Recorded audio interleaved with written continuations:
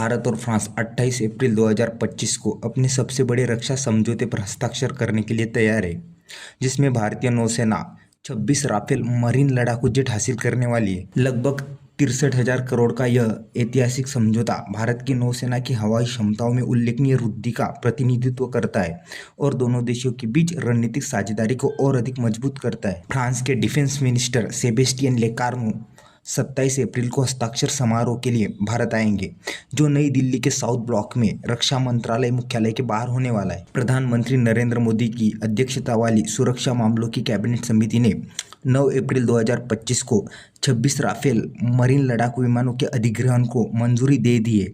इस सरकारी समझौते में 22 सिंगल सीटर कैरियर और 4 ट्विन सीटर ट्रेनर वेरिएंट शामिल है। ट्रेनर विमान हालांकि विमान वाहक संचालन के लिए डिजाइन नहीं किए गए, लेकिन उन्नत पायलट प्रशिक्षण कार्यक्रमों के लिए आवश्यक है। यह समझौता केवल विमान खरीद तक ही सीमित नहीं है, बल्कि यह भारत की आत्मनिर्भर भारत पहल के अनुरूप है, जिसका उद्देश्य घरेलू रक्षा उत्पादन क्षमताओं को बढ़ावा देना है। रक्षा सूत्रों के अनुसार कॉन्ट्रैक्ट पर हस्ताक्षर के लगभग 3.5 साल बाद डिलीवरी शुरू होने की उम्मीद है और यह डिलीवरी 2031 तक पूरी होगी। राफेल यह एक 5वीं पीढ़ी का लड़ाकू विमान है।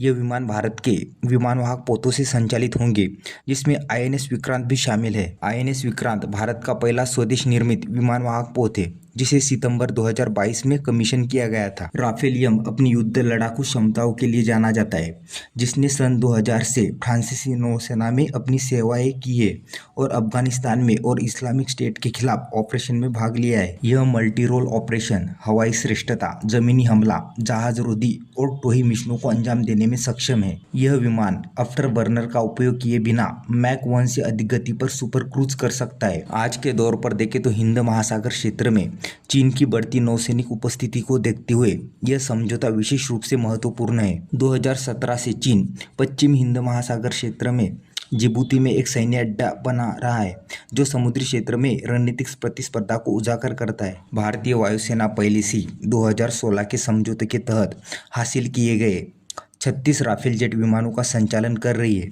ऐसे में और 26 राफेल विमान जुड़ने से भारत के कुल राफेल बेड़े में 62 विमान हो जाएंगे। यह समझौता भारत की रक्षा आयात में विविधता लाने और पुराने रूसी उपकरणों पर निर्भरता कम करने की रणनीति का भी संकेत देता है। यह भारत की नौसैनिक क्षमताओं को बढ़ाने के व्यापक प्रयासों का हिस्सा है, जो देश की व्यापक तटरेखा और हिंद प्रशांत क्षेत्र में रणनीतिक समुद्र हितों को देखते हुए महत्वपूर्ण है। यह सौदा भारत और फ्रांस के बीच बढ़ती रक्षा साझेदारी को मजबूत करता है, जिसमें फ्रांस भारत के लिए सैन्य उपकरणों का दूसरा सबसे बड़ा आपूर्तिकर्ता बनकर उभरा है। यह दोनों देशों के बीच अब तक का सबसे बड़ा रक्षा सौदा है, जो भारतीय वायुसेना के लिए पिछले राफेल अधिग्रहण को पीछे छोड़ देता है। राफेल सौदा जुलाई 2023 से भारत की पिछली खरीद मंजूरी के बाद हुआ है, जिसमें फ्रांस से 3 अतिरिक्त स्क्वाड्रन श्रेणी की पनडुब्बियां भी शामिल है। यह दोनों देशों के बीच गहरे होते रणनीतिक संबंधों और समुद्री सुरक्षा सहयोग को बढ़ाने की उनकी प्रतिबद्धता को दर्शाता है। यह सौदा